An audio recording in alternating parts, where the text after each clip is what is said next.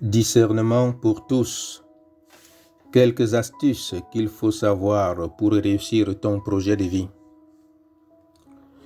Chers amis, toi qui es encore au lycée, au collège ou alors au premier cycle de l'université et tu veux réussir dans ton projet de vie, tu veux devenir enseignant, médecin, prêtre, policier, entrepreneur et que sais-je encore. Tu es sur le bon endroit. Je partage avec toi ici des conseils pratiques qui entrent dans le cadre d'une éducation informelle pour un développement personnel afin de te donner plus de chances de réussite.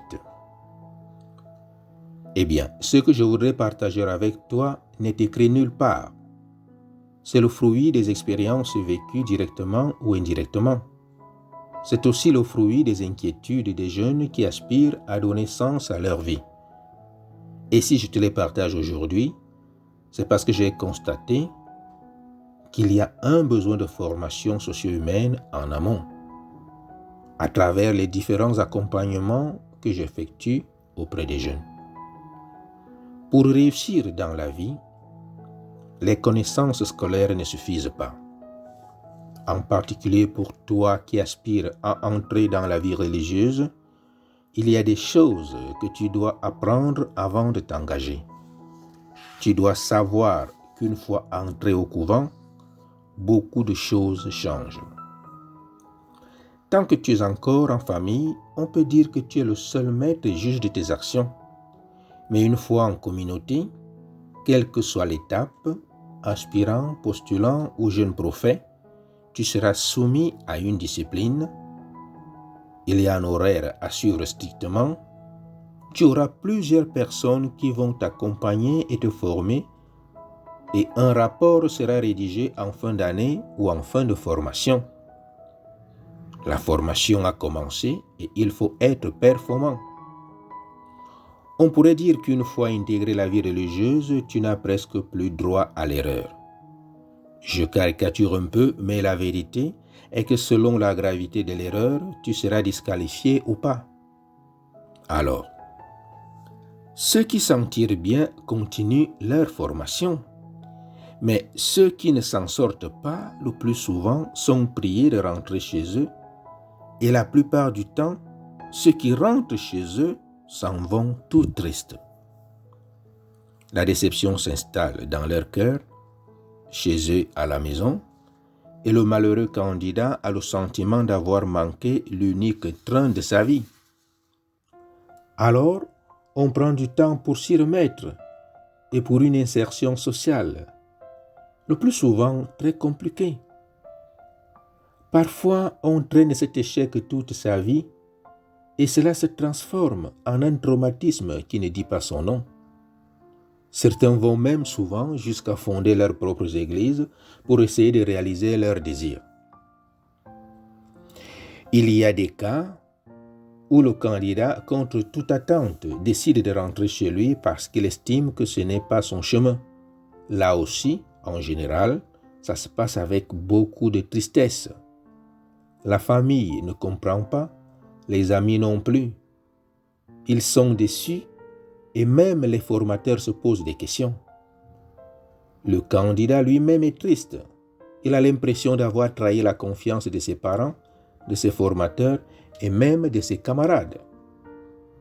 Par contre, il y a des cas où le candidat, une fois au couvent, prend conscience que ce n'est pas son chemin, mais se dit qu'il est tard pour faire marche en arrière. Ou alors, il lui manque assez de courage pour affronter la réaction de sa famille, des amis et des formateurs qui ont le sentiment d'avoir été abusés. Alors, il décide de rester et de s'efforcer à accepter que c'est son chemin. Tout au long de la formation, il va vivre cette tension intérieure en se posant la question « Je reste ou alors je pars? Et si je pars, que vais-je faire? Que vais-je devenir ?» Alors, chers amis, qui êtes encore au collège, au lycée présent ou pas en paroisse, inscrit ou pas dans un mouvement de jeunesse catholique, il faut, comme le dit le pape François, que tu saches répondre, je cite, à l'appel et à la mission que le Seigneur confie à chacun dans le monde d'aujourd'hui, avec ses blessures et ses espoirs, ses défis et ses succès. Fin de citation. Eh bien, comme le dit une fois de plus le pape François, je cite, « Toi aussi, tu dois concevoir la totalité de ta vie comme une mission. » Oui, parce que chacun de nous, sans exception, peut dire « Je suis une mission sur cette terre et c'est pourquoi je suis dans ce monde. » Par un style de vie accueillant et doux, capable de proximité, de compassion et de tendresse, à contre-courant de la culture du rejet et de l'indifférence. Fin de citation. Cette invitation s'adresse aussi à toi qui m'écoutes, quand bien même ton désir n'est pas d'entrer dans la vie religieuse. Est-ce que tu t'es posé la question de savoir quelle est ta mission? Je t'invite donc à cheminer avec moi pour t'aider à commencer déjà à bien discerner sur ce que tu dois savoir, ce que tu dois faire et ce que tu dois éviter pour réaliser le désir qui est en toi.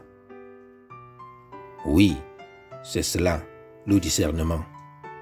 Et le discernement n'est pas seulement pour la vie religieuse, il est pour tout le monde. Il te permet de réduire les faux pas dans la vie et rester focus sur ton idéal de vie.